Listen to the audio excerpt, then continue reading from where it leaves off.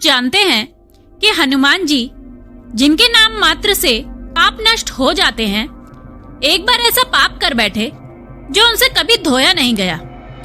यह सिर्फ एक पाप की नहीं बल्कि एक ऐसा किस्सा है जिसमें अहंकार, पश्चाताप और एक अनोखी सीख छुपी हुई है। लंका जल चुकी थी, रावण का अभिमान भस्म हो चुका था। हनुमान जी, जिन्होंने अपने अकेले दम पर पूरी लंका हिला दी, राम की विजय सुनिश्चित करने के लिए उत्साहित थे। लेकिन इस विजय के बाद उनके भीतर एक नया भाव जन्म ले चुका था। अपनी पूंछ की आग से लंका जलाने का अद्भुत पराक्रम उन्हें बार बार याद आ रहा था। मैंने अकेले रावण की सोने की लंका को राख कर दिया, ऐसा सामर्थ्य और किसमें होगा, हनुमान जी ने सोचा। रास्ते में चलते हुए उन्हें एक सुंदर हरे भरे जंगल के बीच एक पेड़ दिखाई दिया। उस पेड़ पर चमचमाते फल लगे हुए थे। लंका में बिताई मेहनत और भूख से हनुमान जी का मन इन फलों पर ललचा गया। हनुमान जी ने फल तोड़ने के लिए छलांग लगाई और एक ही झटके में आधे फल खा लिए। तभी एक गंभीर आवाज गूंज उठी, ठहरो वानर, क्या तुम जानते हो कि ये फल किसके लिए हैं? हनुमान जी मुड़े तो देखा कि सामने तपस्वी ऋषि खड़े थे। उनके माथे पर गहरी लकीरें और आंखों में क्रोध था। ऋषि बोले, ये फल मैंने अपने तप से देवताओं के लिए उगाए हैं। तुमने मेरी तपस्या भंग कर दी। क्या तुम्हें पता है कि यह पेड़ मेरे तप का प्रतीक है? हनुमान जी को सुनकर हंसी आ गई। उन्होंने हल्के अंदाज में कहा, हे ऋषिवर, आप गुस्सा न करें, यह तो सिर्फ एक फल है। मैंने लंका तक जला दी और अब ये फल खा लिए तो कौन सा बड़ा अपराध हो गया? ऋषि का चेहरा कठोर हो गया। उन्होंने गहरी सांस लेते हुए कहा, हनुमान, यह तुम्हारा अहंकार बोल रहा है। तुमने भक्ति और सेवा के रास्ते को छोड़कर अपने सामर्थ्य पर घमंड करना शुरू कर दिया है। इसलिए मैं तुम्हें श्राप देता हूँ। तुम्हारा नाम युगों तक अमर रहेगा, लेकिन यह पाप सदा तुम्हारे साथ जुड़ा रहेगा। लोग तुम्हारे नाम से अपने पाप तो मिटाएंगे, पर यह पाप तुम्हारे सिर से कभी नहीं उतरेगा। यह सुनते ही हनुमान जी गंभीर हो गए। जब हनुमान जी अयोध्या लौटे तो उनके मन में बेचैनी थी। वह सीधे राम के पास गए और पूरी बात बताई।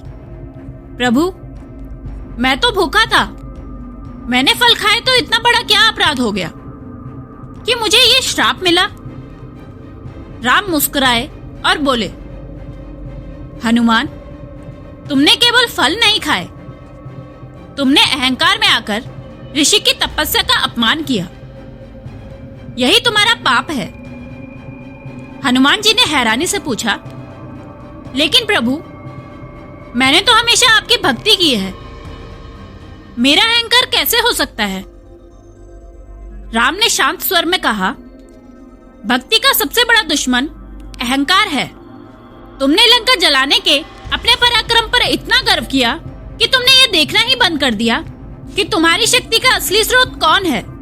यह ऋषि का श्राप तुम्हारे लिए एक सीख है। श्राप का असर जल्द ही दिखने लगा। कुछ समय बाद जब अयोध्या में राम जी का अभिषेक हो चुका था, हनुमान जी को एक नई परीक्षा से गुजरना पड़ा। एक दिन एक साधारण इंसान ने दरबार में आकर शिकायत की, हनुमान जी ने मेरे खेत के फल खा लिए और मेरा नुकसान किया, मुझे न्याय चाहिए। हनुमान जी ये सुनकर दंग रह गए। उन्होंने फल खाने का आरोप सिरे से खारिज कर दिया। लेकिन राम ने गहराई से सोचा और कहा, हनुमान, ये श्राप का असर है। तुमने एक बार ऋषि के फलों का अपमान किया था, इसीलिए अब लोग तुम्हें इस पाप से जोड़ेंगे। हनुमान जी ने आंखों में आंसू भरकर कहा, प्रभु, ये श्राप मुझसे कैसे छूटेगा? राम ने जवाब दिया, यह श्राप तुम्हारे साथ सदा रहेगा, ताकि दुनिया सीखे कि भक्ति का रास्ता केवल सेवा का है, ना कि अहंकार का।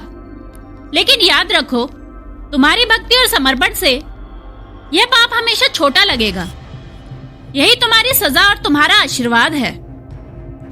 इस घटना के बाद हनुमान जी और भी विनम्र हो गए। वह हर पल अपनी गलतियों से सीखने लगे। यह कहानी हमें सिखाती है कि चाहे हम कितने भी शक्तिशाली क्यों ना हो, अगर हम अहंकार के जाल में फंस गए तो हमारी सारी महानता फीकी पड़ जाएगी। तो अगली बार जब आप जय हनुमान कहें तो याद रखें कि उनकी सबसे बड़ी ताकत उनकी विनम्रता और समर्पण है।